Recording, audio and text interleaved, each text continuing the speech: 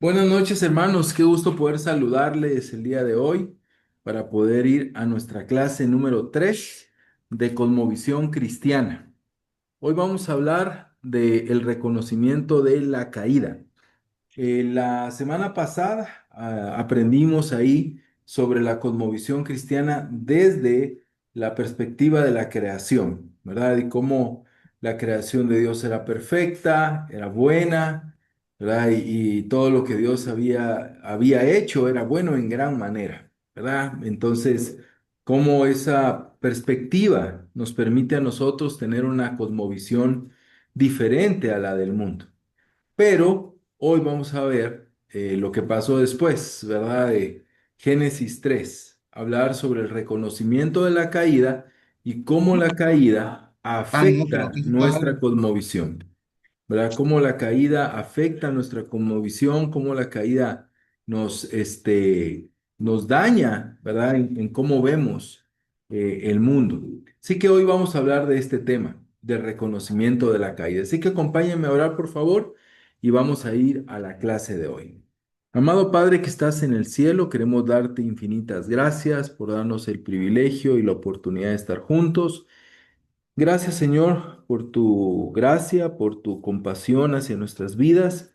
Queremos pedirte, Padre, que te quedes con nosotros, Señor, en este tiempo en el que vamos a estudiar este tema de la caída y cómo esta caída ha afectado el mundo, la humanidad, pero también nuestra visión y la visión del mundo hacia lo que eres tú y es también tu creación.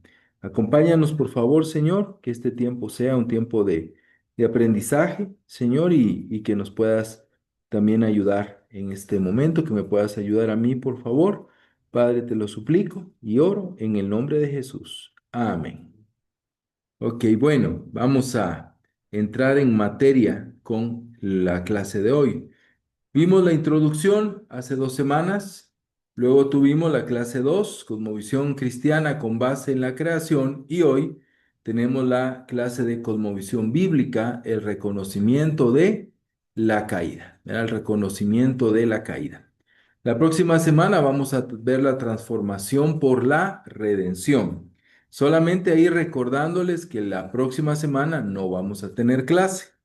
¿Verdad? Debido a que nosotros, pues varios líderes de ministerio, de iglesia, vamos a estar estos días en San Pedro Sula, ¿verdad? En el retiro anual. Entonces va a ser un poco complicado para mí poder preparar la clase.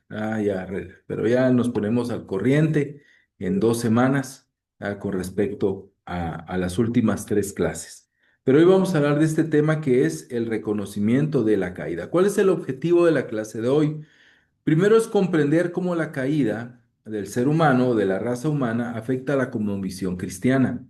Esto es fundamental porque la caída, ¿verdad? Lo que pasó ahí en el jardín del Edén, que nosotros no estuvimos ahí, pues como sabemos nos ha afectado a todos y ha afectado también el cómo se ve el mundo y cómo afecta también la cosmovisión que el cristianismo tiene. Entonces es muy importante este tema, ¿verdad? Porque este tema da respuesta a muchas dudas que a veces el humano tiene.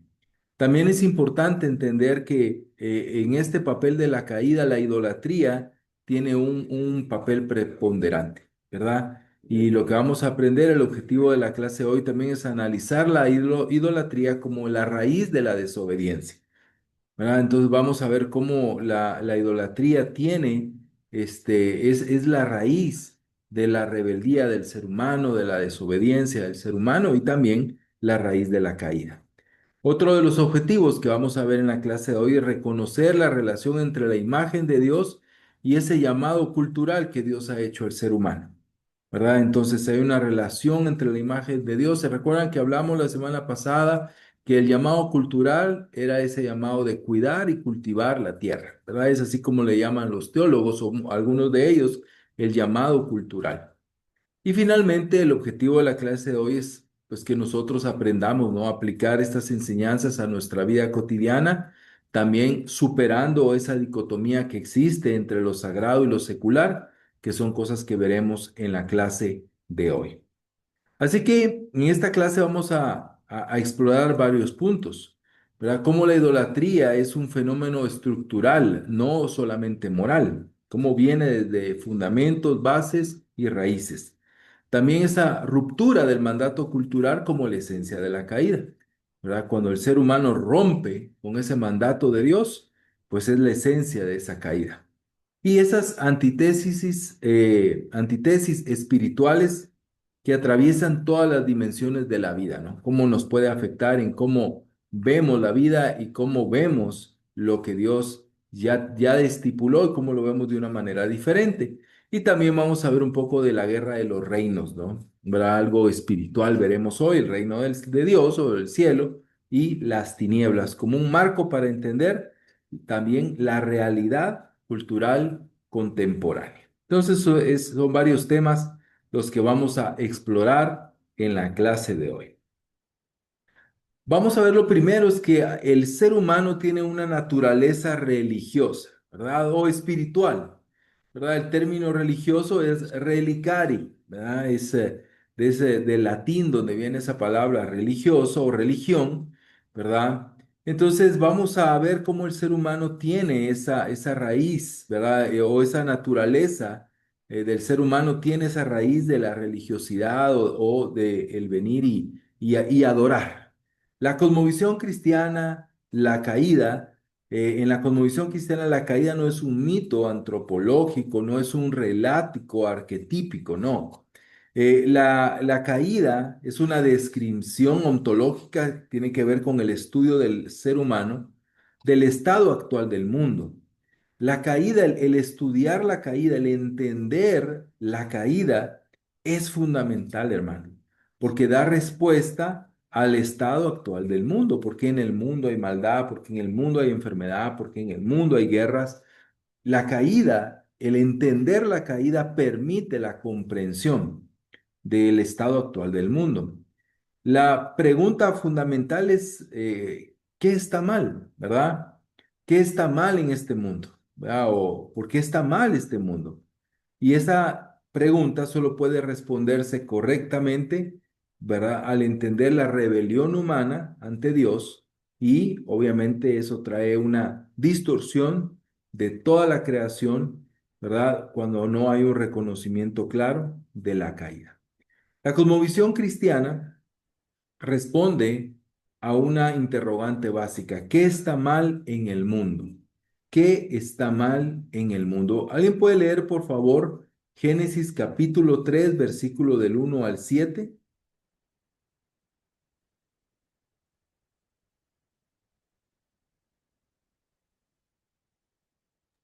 La leo por acá. Sí, gracias. Dice, la serpiente que era el más astuto de todos los animales del campo creados por Dios, el Señor, se le acercó a la mujer y le preguntó, ¿es verdad que Dios no les permite comer de ningún árbol que hay en el jardín? La mujer le contestó, sí, podemos comer de los frutos de cualquier árbol, menos del que está en el centro del jardín. Dios nos dijo que si comemos o tocamos el fruto de ese árbol, moriremos. Mentira, silbó la serpiente, no morirán. Lo que pasa es que Dios sabe que cuando ustedes coman del fruto de ese árbol, obtendrán todo el conocimiento, pues podrán conocer el bien y el mal. Ese día ustedes serán como Dios. La mujer contempló el árbol y se convenció de que su fruto era bueno para comer. Además, lo vio muy hermoso y pensó que era su oportunidad para conseguir la sabiduría. Así que agarró el fruto y comió. Luego le dio a comer a su marido, el cual estaba con ella. Tan pronto como lo comieron, se dieron cuenta de que estaban desnudos y sintieron vergüenza. Entonces cosieron hojas de higuera para cubrir su desnudez. Gracias. Ok, bueno, aquí vemos el relato, ¿verdad? De la caída, ¿verdad? El relato de la caída.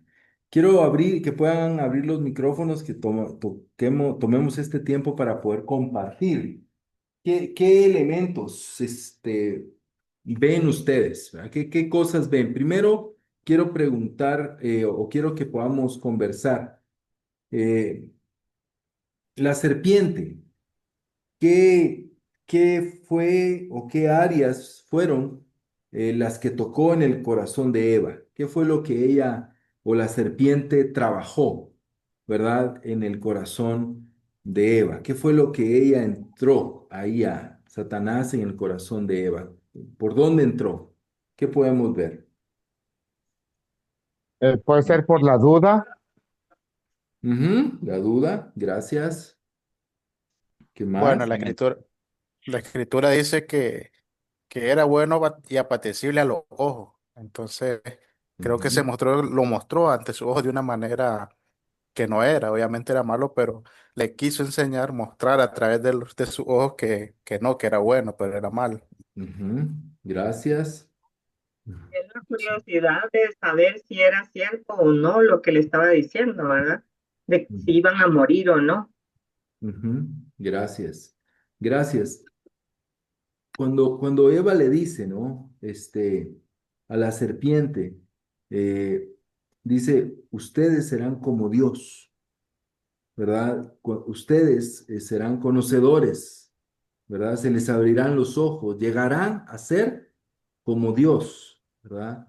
Conocedores del bien y el mal. O sea, ¿qué está entrando la serpiente en el corazón de Eva? Sembrando posiblemente ese deseo Ajá. ¿Y el deseo de qué es? de sabiduría, Ajá. Sí. De De sabiduría. ¿Y ser qué como más? Dios, ¿Perdón? ser como Dios, De ser como ser Dios. como Dios. Ujú. Ujú, sí. Entonces vemos que la serpiente trabaja en un deseo o en una algo que pudo, no sé al final si ya existía o despertó la serpiente, ¿verdad? Y eso, ese deseo de ser el centro. ¿Verdad? El centro. Por eso es esa visión antropológica, ¿no? Donde el ser humano es el centro. No es Dios el centro, sino el ser humano. Lo que vivimos hoy en día, ¿verdad? Hoy en día Dios no es el centro de la vida de muchas personas, aún de personas cristianas o que se llaman cristianas, sino el centro es el bienestar, el estar bien. ¿Verdad? Entonces es ahí donde trabajó la serpiente, en ese deseo. También la serpiente trae, como alguien dijo, dudas, ¿verdad? Entonces pone a Dios en mal, ¿no? ¿Verdad? Dice Dios, lo que dijo Dios no es cierto, ¿verdad? Lo que dijo Dios no es cierto. Luego dice Dios, les dijo que no comieran ningún árbol del jardín, ¿verdad? Entonces la serpiente está trabajando astutamente, como poniendo en mal, ¿verdad? A Dios, diciendo Dios es mentiroso, Dios es un Dios que prohíbe, que dice, ¿verdad? Es verdad que Dios le dijo que no comieran ningún árbol, imagínate, ningún árbol del jardín, o sea, no pueden comer nada. Entonces, ¿cómo la serpiente distorsiona la imagen de Dios? ¿Ah? Esa es la esencia de la caída, la distorsión de la imagen de Dios y la centralidad del ser humano. ¿Verdad? El tener una imagen torcida de lo que Dios es, pero también tener al hombre en el centro del corazón del hombre. Por eso en Romanos, sí, Nelson. No podríamos decir que hizo brotar o hizo salir la codicia. Sí, sí, como le digo, no creo que ya hubiera estado ahí porque ellos eran perfectos de una u otra manera, ¿no? Y vivían en total armonía con Dios, pero sí, la codicia, la ambición, ¿verdad?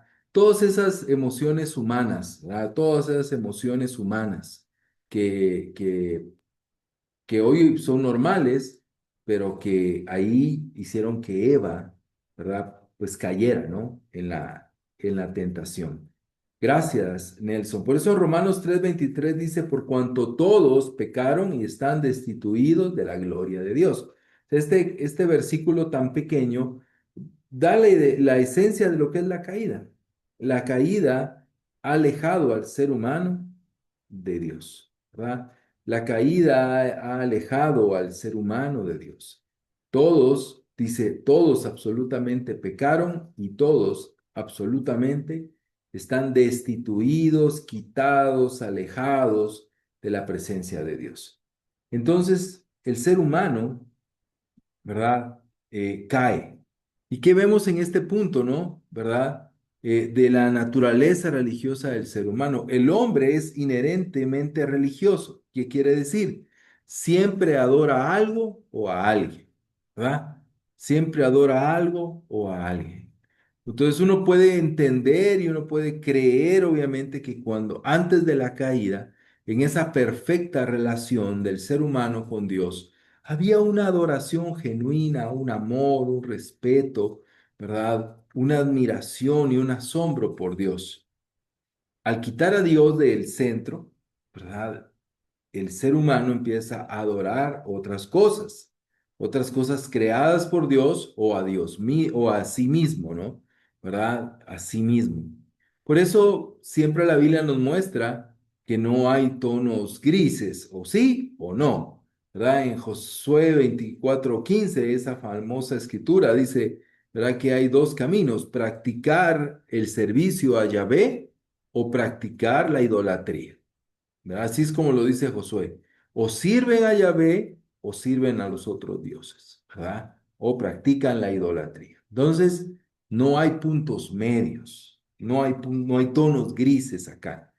Y Jesús lo confirma, dice en Mateo 6:24, nadie puede servir a dos señores. Muchas personas pues piensan que la idolatría es un muñequito, ¿verdad? Es adorar un muñequito, es adorar una imagen. Y por eso personas pueden sentir aún dentro de la iglesia o dentro de los que estamos acá, yo no soy idólatra, yo no ando adorando a nadie. Pero cuando quitamos a Dios del centro de nuestra vida, ¿verdad? Cuando quitamos a Dios de verdad del centro de nuestra mente, de nuestro corazón, de nuestra voluntad, nos volvemos idólatras, nos adoramos a nosotros mismos. Hay una gran cantidad de personas que están en la iglesia, hermano, por su propio bienestar. No están por Dios, no están porque aman a Dios, sino están por los beneficios que estar en la iglesia les produce. Estar en la iglesia trae muchos beneficios, yo los he vivido, tú los has vivido, y ese puede ser una motivación por la cual estoy, ¿verdad? Porque me beneficia, porque me trae placer, bienestar, ¿verdad?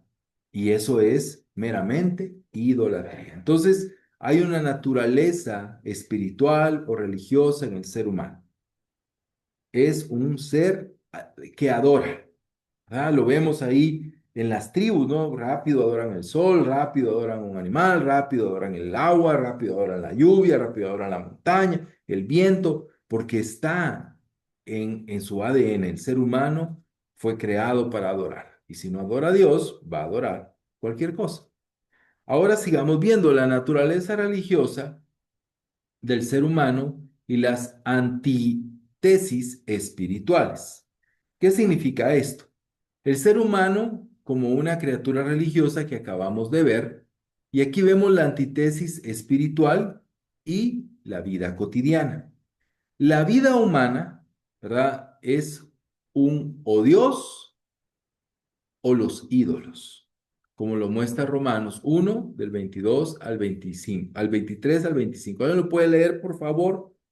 Romanos capítulo 1 del 23 al 25.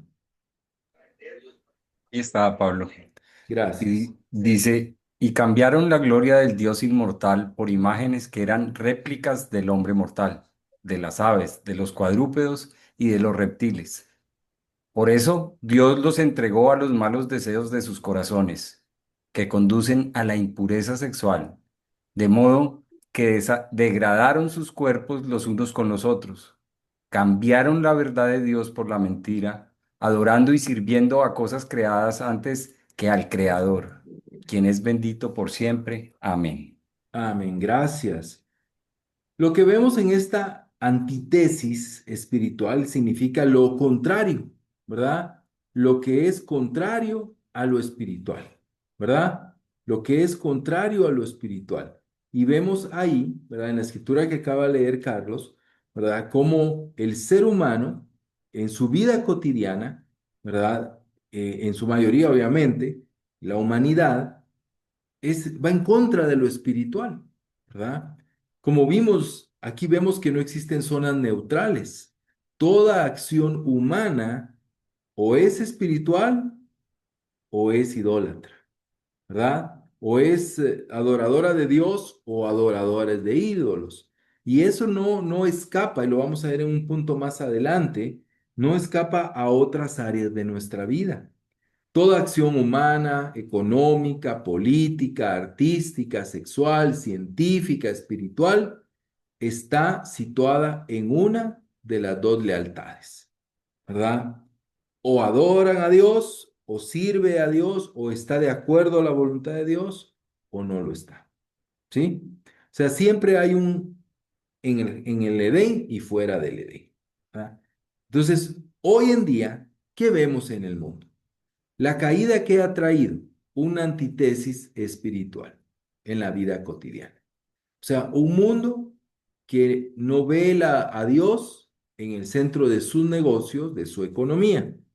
No ve a Dios en la forma de hacer política, los gobiernos, ¿verdad? Un artista, en su mayoría, no ve a Dios ahí, en sus conductas sexuales, en lo científico, en lo mismo espiritual que tenga que ver con una religión, ¿verdad? Todo tiene o una cosa, o rinde lealtad a Dios o a Satanás o simplemente al hombre. Entonces, o en contra de Dios. Ese es el fruto de la caída, que hoy vivimos en un mundo que su lealtad en la mayoría de las ocasiones está en los ídolos, está en lo que ofende a Dios y no está ubicado en Dios. Y eso nos ayuda a tener una cosmovisión porque el mundo está como está. Y personas dicen, no, si Dios existiera, dicen, ¿por qué hay guerras? Si Dios existiera, ¿por qué hay esto? Si Dios existiera, ¿por qué hay sufrimiento? Si Dios existiera, ¿por qué hay dolor? Porque es el fruto de la caída. La caída ha traído que el ser humano no tenga lealtad con Dios. Y como leyó ahorita Carlos, se destruye a sí mismo. Y como lo relata todo Romanos 1, el ser humano está en una espiral descendente. ¿Por qué? Por fruto de la caída, por mantenerse ahí, ¿verdad? Más adelante veremos pues que para eso vino Jesús y el cristianismo, para restaurar, ¿no? Para reconciliar a Dios con el mundo. Pero antes de que ocurra o cuando no existe esa reconciliación, la caída nos muestra una antítesis espiritual. Es contrario a lo espiritual, contrario a lo que agrada a Dios. La idolatría, definición, estructura y función. ¿Qué vamos a ver aquí? La idolatría como sustitución ontológica, ¿verdad? Aquí un fin en sí mismo, ¿verdad? Un fin en sí mismo. ¿Qué es la idolatría, no? Como vemos acá, ¿qué es? ¿Cómo podemos, entender, ¿no? ¿Verdad? Cómo funciona, cómo gira, ¿verdad? Lo que es la idolatría. La idolatría no es simplemente tener, como les dije hace un momento, ¿verdad? Objetos religiosos incorrectos, ¿verdad? No tiene que ver nada más con eso, ¿no? ¿Verdad? No tiene que ver con eso. No tiene nada más que con una imagen, sino tiene que ver con la sustitución del creador por lo creado, ¿sí? Como leímos hace un rato, ¿verdad? Es la sustitución del creador por lo creado, ¿verdad? El ser humano en esa su manera de ver el mundo, ¿verdad? Y de entender el mundo y esa sustitución ontológica del mundo, ¿verdad? Lo que nos enseña y lo que nos muestra es que la idolatría es una sustitución, un cambio, ¿verdad? Un cambio de obedecer, de servir, de honrar a Dios, ¿verdad? En lugar de eso, a lo creado. Y normalmente el más centrado, ¿verdad? O el centro de esa adoración es el hombre mismo, es el ser humano mismo. Entonces esto es muy importante. La idolatría tiene dos dimensiones inseparables. La falsa adoración, ¿verdad? Que es desviar la lealtad algo creado, ¿verdad? Cuando alguien adora a una persona, un ejemplo, ¿no? Cuando alguien adora a la Virgen María o a María, cuando alguien adora a una montaña, adora a la naturaleza, ¿verdad? Cuando alguien hace eso, realiza eso, es una dimensión de la idolatría, es una falsa adoración. Pero también existe otra dimensión, que es el falso reflejo. ¿Qué significa el falso reflejo? ¿Verdad? El falso reflejo es vivir una existencia que deja de manifestar la gloria de Dios. Y estas dos dimensiones son muy profundas. La primera, obviamente, la falsa adoración, ¿verdad? Que creo que todos estamos claros en eso. Cualquiera que dobla sus rodillas a algo que no es Dios está siendo idólatra. Pero el falso reflejo es más sutil. ¿Por qué? Porque es vivir una existencia que deja de manifestar la gloria de Dios, ¿verdad? ¿Verdad? La gloria de Dios. Y esto es importante, ¿verdad? Es importante en nuestra vida, ¿verdad? Porque como cristianos aún podemos estar, ¿verdad?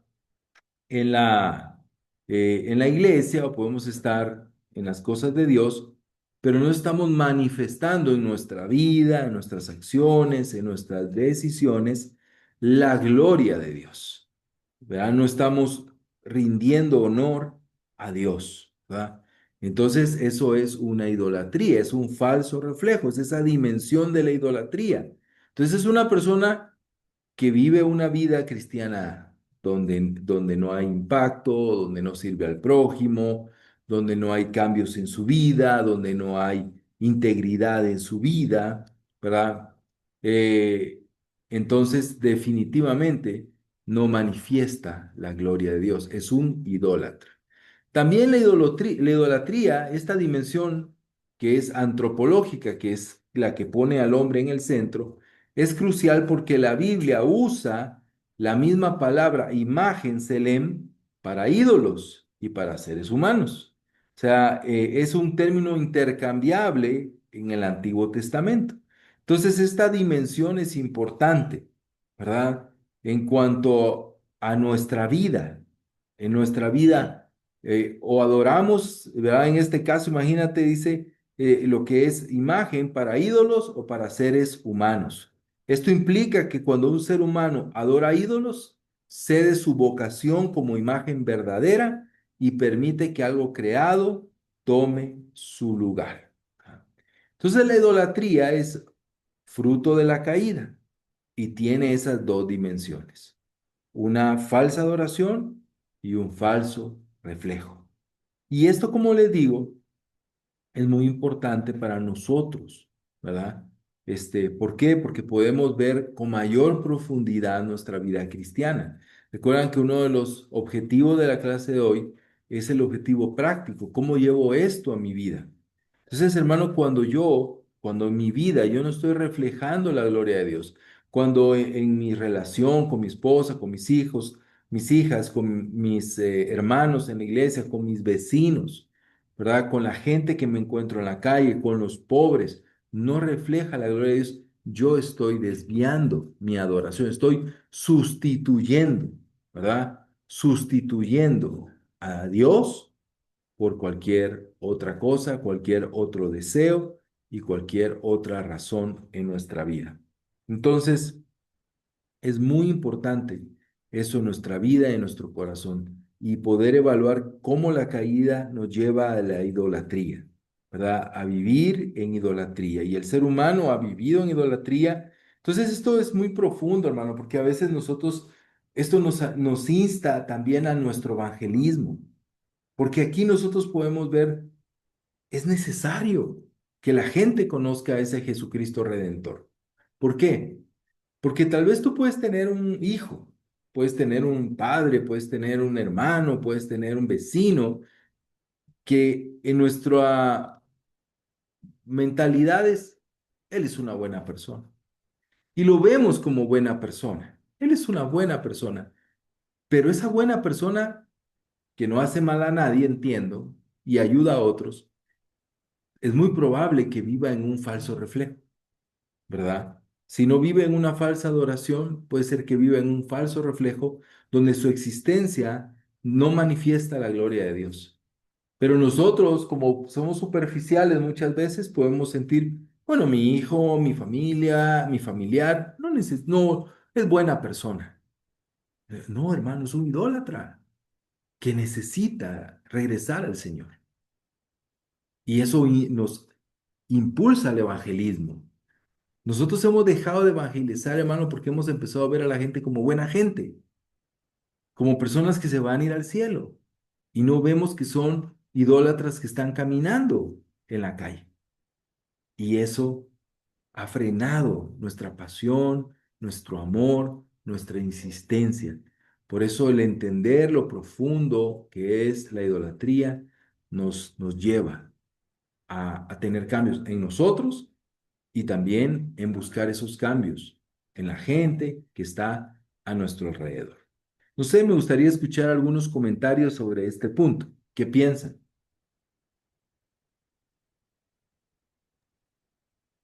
¿Qué piensan de esto, de la idolatría? Bueno, yo quisiera opinar, Pablo. Sí, claro que sí. Sí, yo creo que todos venimos de ahí. O sea, Claro. todos venimos de ahí. En algún momento nuestro corazón ha estado pegado en el trabajo, en nuestra profesión, en nuestra misma familia, en nuestros hobbies, en tantas cosas que creo que sí es un tema de que tenemos que recordar diariamente que salimos al mundo, pero no podemos ser del mundo. Ujú. Entonces Así es. sí es una muy buena reflexión. Gracias, Pablo. Gracias, Carlos. Sí, Michelle. Yo creo que algo que se nos complica un montón a veces es que siempre estamos haciendo esa separación, ¿verdad? Ujú, De lo que es parte de mi vida espiritual y lo que no, ¿verdad? Entonces miramos nuestras actividades diarias, las cosas que hacemos como algo que realmente no es espiritual, ¿verdad? Entonces, creo que es una de las cosas que mencionabas ahorita y que creo que nos cuesta mucho y que necesitamos diariamente regresar a eso, ¿verdad? Regresar, de recordar que no es, o sea, que no hay una separación, ¿verdad? En esas dos áreas. ujú. Gracias. Sí, Brian. Sí, gracias. Solo recordaba una famosa frase que decía, ¿verdad? Que nuestro corazón es una fábrica De de ídolos. ídolos. Creo que fue Juan, sí. Calvino. Y sí, Calvin. Y cómo es cierto realmente, como usted nos explicaba, cómo muchas veces incluso dentro de la iglesia podemos caer en esos errores. Cómo muchas veces podemos caer en el error de idolatrar a algún hermano, ¿no? De que otras cosas ocupen el lugar que Dios debe tener en nuestras vidas. Y muchas veces, una vez leía también de que incluso debemos de tener cuidado y conocer bien a Jesucristo, porque muchas veces hacemos de Jesús otro ídolo, haciendo referencia a que como no le llegamos a conocer tal como es, tenemos un pensamiento de Jesús que no es el bíblico y que hasta en eso teníamos que tener cuidado, ¿no? De conocer al Jesús bíblico como es realmente. Bueno, solamente era eso. Gracias. Alejandro, y terminamos con Rita.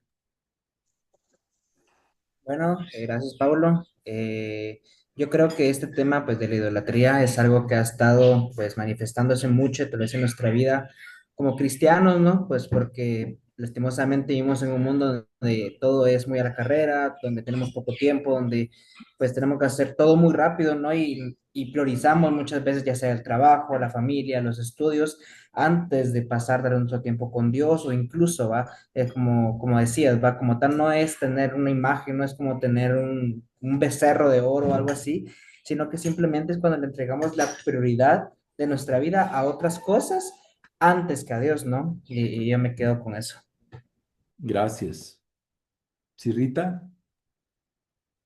Sí, yo creo que como lo hicimos en la tarea, es fácil analizar antes de conocer a Cristo que sí somos idólatras, ¿verdad? Que veníamos de esa naturaleza, porque no reconocíamos a Dios, pero yo creo que ahora como cristianos es difícil para nosotros reconocer que en muchas áreas de nuestra vida somos idólatras, porque me llamó mucho la atención lo que decías, que no reflejamos la gloria de Dios, sino que tal vez cumplimos con tantas cosas, pero en nuestra vida no se está manifestando y en esas áreas es donde tenemos que analizar si realmente estamos adorando a Dios o a nosotros mismos, ¿verdad? Ujú. Entonces eso me queda como reflexión, ¿verdad? Porque antes pues lo podíamos ver claramente, pero ahora no lo analizamos de esa manera. Y creo que es lo que Dios nos llama a través de esta enseñanza, a analizarlo y realmente Dios se está manifestando y glorificando en nuestra vida. Ujú. Gracias, gracias. Ronaldo, ¿ibas a decir algo? Gracias, Pablo. Buenas noches, hermanos. Rita me ganó. Gracias. Ok, Ya abordó bien el tema. Gracias. gracias. En lo práctico no es tan complejo. Vamos a poner un ejemplo, un matrimonio. Un matrimonio que está en la iglesia, pero se están peleando todo el tiempo. Se están ofendiendo. Se lastiman, se hieren, se gritan, hasta se insultan, ¿verdad? Y es común, ¿verdad? Pero ellos en su corazón sienten que no son idólatras, porque no adoran a imágenes. Pero, algo que podemos ver, que la raíz de su pelea, la raíz de su actuar tan malvado, ¿verdad? O tan conflictivo, su raíz, ¿verdad? Es la idolatría. ¿Por qué se pelea? ¿Por qué no puede perdonar o por qué no puede ceder? ¿Por qué no está reflejando la gloria de Dios en su matrimonio? Al final del día, si somos simplemente prácticos, vemos que es idolatría. Es ponerme yo en el centro, ¿verdad? Y como me pongo en el centro y no se hace lo que yo quiero, como yo quiero, pues entro en conflicto. Entonces, un matrimonio, una pareja, unos amigos, que en su relación se están insultando, maltratando, ofendiendo o llevándose a pecar, obviamente no reflejan la gloria de Dios y eso los hace idólatras, viviendo en la caída. Entonces, no es tan complejo porque al final del día todos, cuando estamos pecando, cuando estamos, o estamos viviendo de manera egoísta, estamos siendo idólatras. Vamos a continuar y ahí vamos a poder seguir compartiendo. Hoy este tema es de la imagen de Dios, la representación cuerpo y el mandato cultural. ¿Qué significa esto? La imagen como vocación representacional. Génesis habla, ¿no? De que somos hechos a imagen de Dios. Y esto no significa principalmente una propiedad estática, ¿no? Sino una dimensión dinámica. Representar a Yahvé visible y corporalmente en el mundo.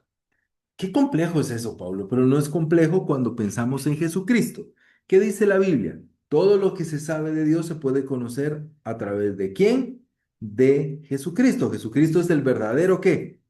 El verdadero Adán, ¿verdad? Si queremos imaginarnos cómo era Adán en el jardín del Edén, salvando las distancias, muy parecido al carácter de Jesús, ¿verdad? Entonces Jesús cuando vino a la tierra reflejó al Dios invisible con sus acciones, con su carácter, ¿verdad? Entonces eso es ser creado a imagen de Dios, hermano. Ser creado a imagen de Dios no es una propiedad estática, no, soy creado a imagen de Dios, no, es algo dinámico, es representar a Dios en la tierra, ¿verdad? ¿Cómo sería Dios? Ese Dios invisible, ¿cómo la gente lo puede ver a través de mi vida, ¿verdad? A través de mis acciones, a través de mi amor. Y lo otro, ¿verdad? El mandato cultural. Esto se expresa en dos funciones esenciales, ¿verdad? Manifestar el carácter y la gloria de Dios, que es lo que vemos como la representación cuerpo, pero también ejercer el gobierno, el dominio amoroso sobre la creación. Lo que vimos la semana pasada, cuidar el mundo, cuidar, cultivar, ¿verdad? El mundo. Entonces, la caída ha matado esto, ¿verdad? La caída hace que el hombre, en lugar de representar a Dios, a su imagen, obviamente no representa el bien, sino representa el mal. Y también la caída hace que el ser humano, en lugar de cuidar, de gobernar la creación, la destruye, ¿verdad? Llámense personas, llámese naturaleza. Entonces, fuimos creados a imagen de Dios. Esto era antes del Edén. Adán representaba a Dios y cuidaba lo que Dios le había dado, ¿verdad? Esto se perdió con la caída. El ser humano, ¿verdad? No representa a Dios. Por eso hay tanto dolor, por eso hay gente tan mala, por eso hemos sido tan malos, como decía Carlos, de ahí hemos venido todos, ¿verdad? ¿Por qué? Porque somos fruto de la caída, fruto de la caída. Y en lugar de cuidar la creación de Dios, llámense personas, llámense hermanos, llámense cristianos, y también, o llámense, no sé, plantas, animales, naturaleza, mundo, eh, en lugar de cuidarlo, lo destruimos. Pero Dios dio este mandato cultural y esta representación cuerpo, y la caída lo destrozó. Por eso el mundo no puede ver a Dios, ¿verdad? Por eso el mundo no representa a Dios en sus acciones. Por eso los que gobiernan el mundo no representan el bien, sino muchas veces representan el mal, pero es fruto de haberse apartado de Dios. La idolatría es un rechazo a ese mandato cultural. Cuando la humanidad rechaza el gobierno de Dios, ¿verdad? La cultura que debería ser reflejo del shalom creacional de ese Dios creador, ¿en qué se convierte? En explotación, violencia, desorden, deshumanización, alienación estructural. En la cosmovisión bíblica no existe neutralidad cultural. Toda cultura refleja o el reino de Dios o el reino de las tinieblas. ¿Sí? Es lo que la Biblia nos enseña. No hay tonos grises. O se está en el reino de Dios o en el reino de las tinieblas. Entonces la idolatría rechaza esto, rechaza la representación cuerpo, ¿verdad? De la imagen de Dios y rechaza ese mandato cultural, ¿verdad? Ahora, pues veamos un poquito de la estructura del pacto en la vida humana, ¿verdad? Luego viene la ley que trata de una manera imperfecta restaurar, ¿no? De otra forma, ese orden que Dios había estipulado antes de la caída. ¿Alguien puede leer, por favor, Deuteronomio 30 del 15 al 20?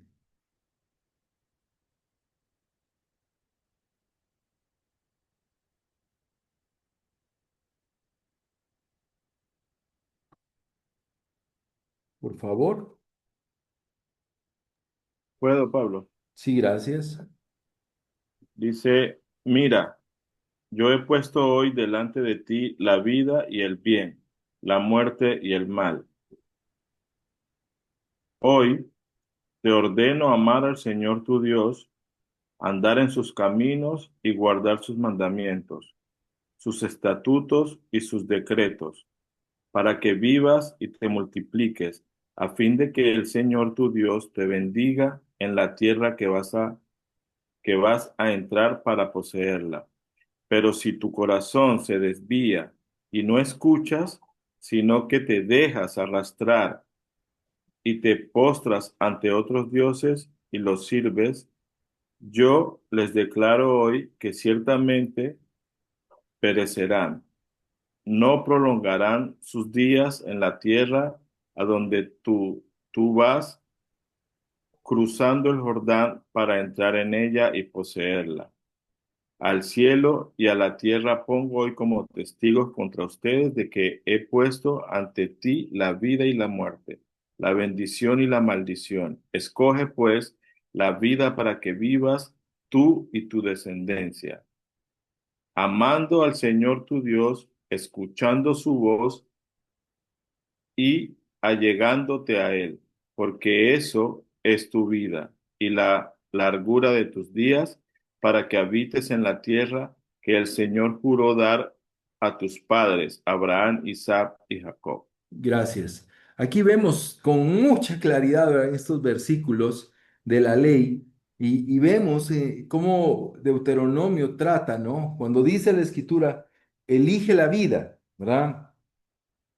ama al Señor, anda en sus caminos, cumple sus mandamientos, preceptos y leyes, así vivirás y te multiplicarás, ¿verdad? ¿Qué está hablando ahí? Es más o menos vivir como antes de la caída, ¿no? ¿Verdad? El otro camino, ¿verdad? El otro lado, ¿verdad? Es, bueno, en este lado de obedecer a Dios produce plenitud, armonía con la creación, sabiduría práctica y orden moral. El otro camino es la necedad, ¿verdad? ¿Y qué viene ahí? Muerte, desorden. Desobedecer genera corrupción, injusticia, caos social, desintegración personal, violencia cultural, ¿verdad? Vemos con claridad, hermano, una caída, la caída y antes de la caída, o tratar de restaurar la caída, ¿verdad? Tratar de restaurar. Por eso el reconocimiento de la caída es fundamental para tener una cosmovisión. ¿Por qué el mundo es desordenado? Porque hay tanta corrupción, porque hay injusticia, ¿sí? Porque hay caos, ¿verdad? Porque hay violencia, porque hay desigualdad. ¿Por qué? Porque el ser humano ha decidido vivir lejos de Dios, ¿sí? Ha decidido, por eso dice ahí en el versículo 15, hoy te doy a elegir. Es una elección, el ser humano ha elegido vivir en la caída. Obviamente nosotros como cristianos tenemos que esforzarnos por no vivir como vivimos dentro del mundo, pero no somos del mundo. ¿Cuál es el principio teológico? La caída es una rebelión contra el diseño de la realidad de Dios. Y el pecado contradice la estructura misma del mundo. O sea, porque el mundo tiene una estructura de obediencia, una estructura de orden, de sumisión a Dios. Y el pecado contradice eso. Y por eso trae esa destrucción. Sí, y eso lo podemos llevar a nuestro propio hogar, nuestra propia casa. No tenemos que pensar allá en Afganistán, no tenemos que pensar en Rusia y en Croacia. Puede suceder en mi habitación cuando no elijo lo correcto, ¿sí?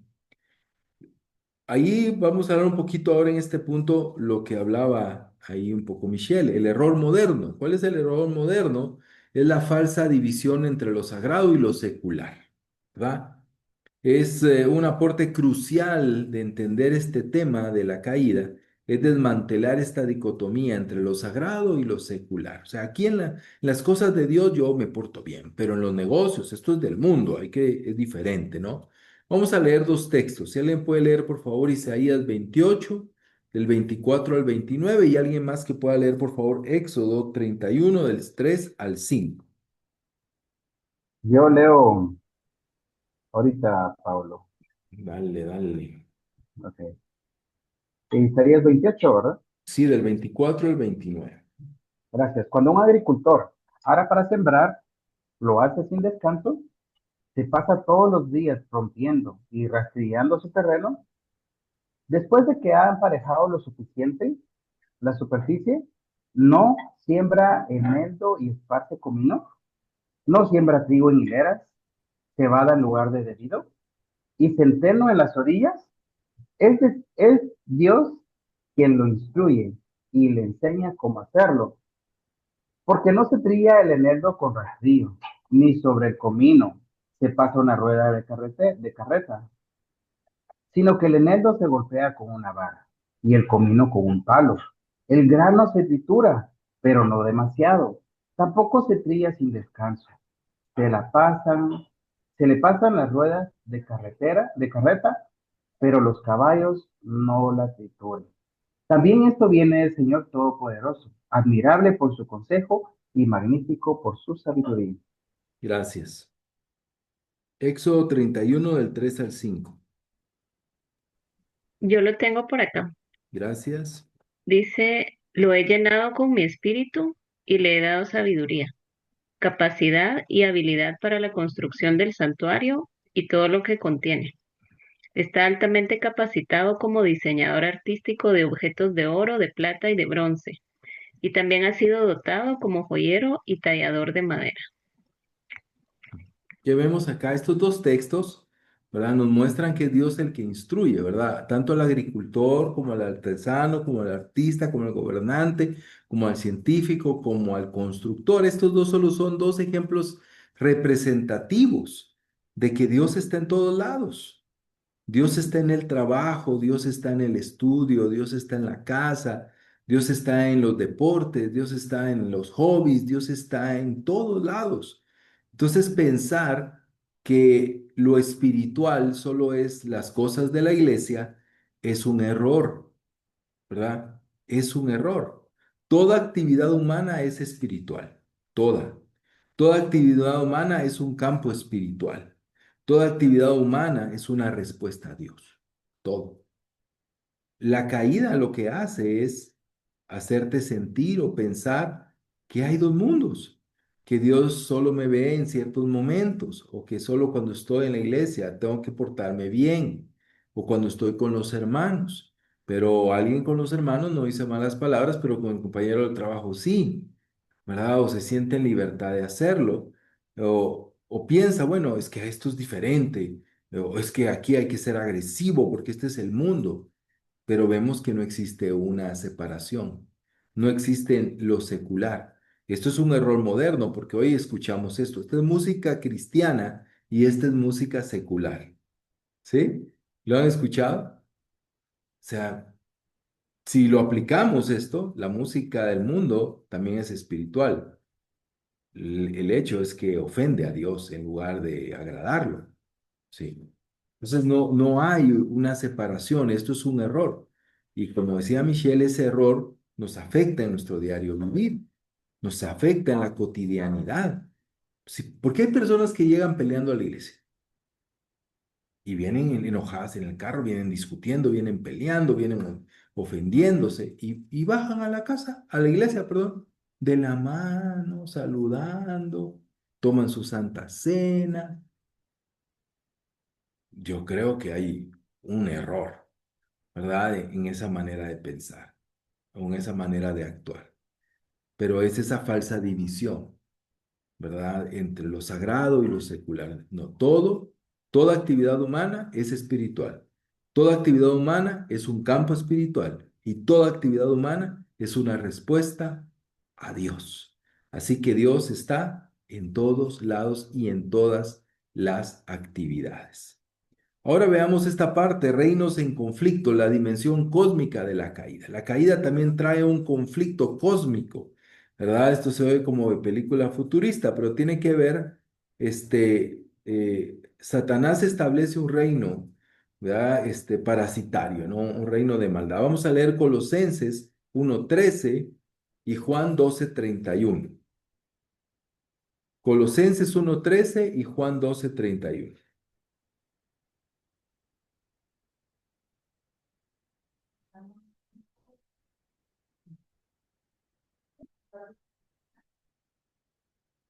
Juan 12:31 y Colosenses 1:13. Voy. Ujú. Juan 12:31 dice, perdón, está listo. El juicio de este mundo ha llegado ya, y el príncipe de este mundo va a ser expulsado. Gracias. ¿La otra Colosenses escritura cuál es? 1, Ajá. 1:13. Ajá. Voy.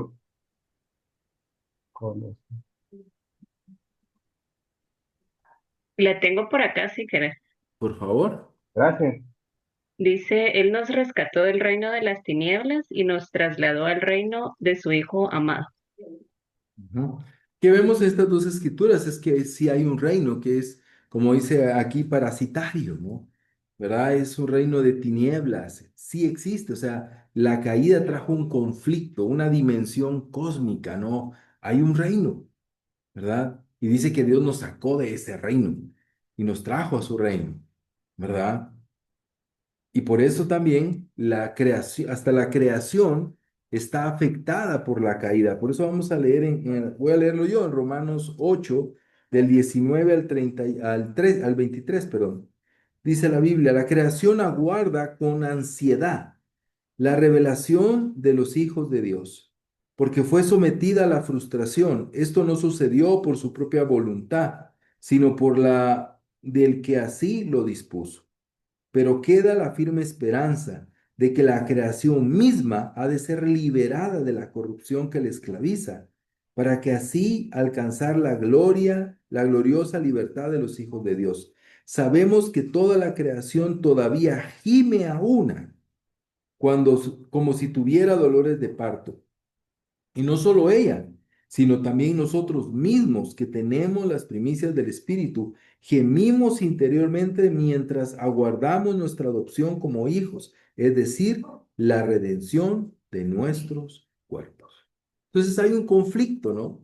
Está el reino de Dios y sí hay un reino, el reino de Satanás, y la misma creación está esperando la redención, que es el siguiente tema que vamos a tratar, ¿verdad?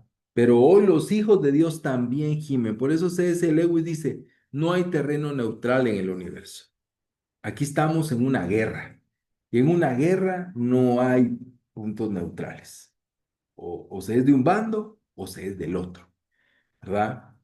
Satanás trata de confundirnos, pero la caída trajo conflicto entre Dios y las tinieblas. Y nosotros tenemos que decidir de qué lado vamos a estar. La caída inaugura un conflicto estructural entre dos reinos.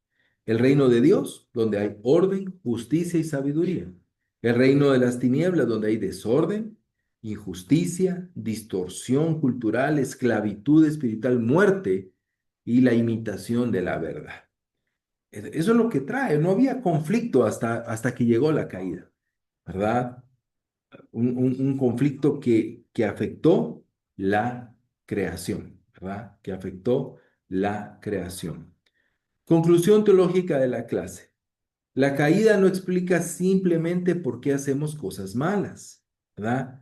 Ya vemos que estamos en un mundo de maldad, un mundo caído, un mundo donde Dios no está o pretendemos que no esté la humanidad. Pero la caída no solo explica por qué hacemos cosas malas, sino también explica por qué la cultura puede ser hostil al evangelio, por qué el mundo es hostil al evangelio. También nos explica por qué las estructuras sociales producen injusticia. ¿Por qué? Porque no son parte del reino de Dios, no están alineadas con la gloria de Dios. También la caída nos ayuda a entender por qué los seres humanos se autodestruyen. Somos de verdad la única especie, hermano, que se autodestruye. Somos los únicos, ¿verdad? Que apareciera que somos seres racionales y somos tan irracionales. Hablábamos, ¿verdad? Ayer explicaba yo en la iglesia, ¿no? Que Mirta tiene unas, lombrices, ¿no? No en el estómago, tiene unas lombrices que son para hacer composta, para hacer abono. Entonces se le pone ahí, ¿cómo se dice? Desperdicio orgánico. Se lo comen y ellas producen un abono muy bueno.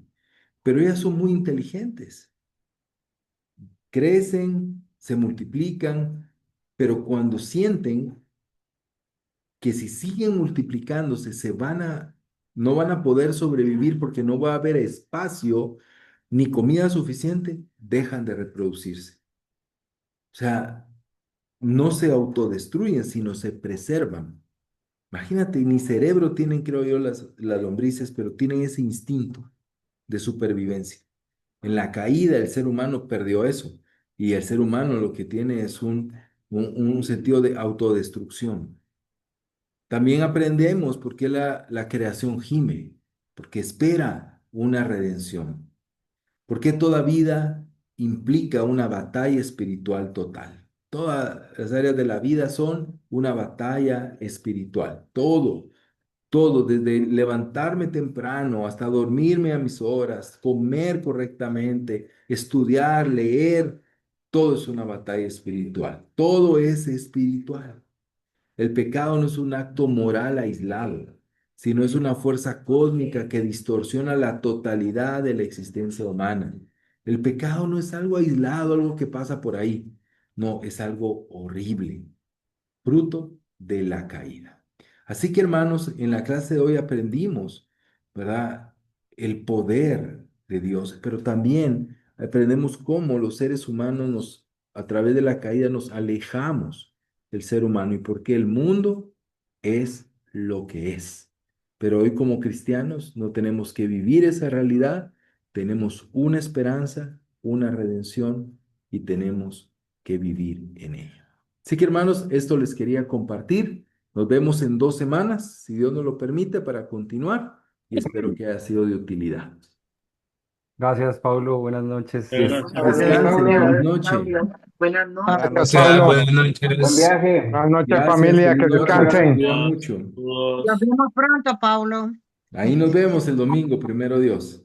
Primero Dios, sí, así es.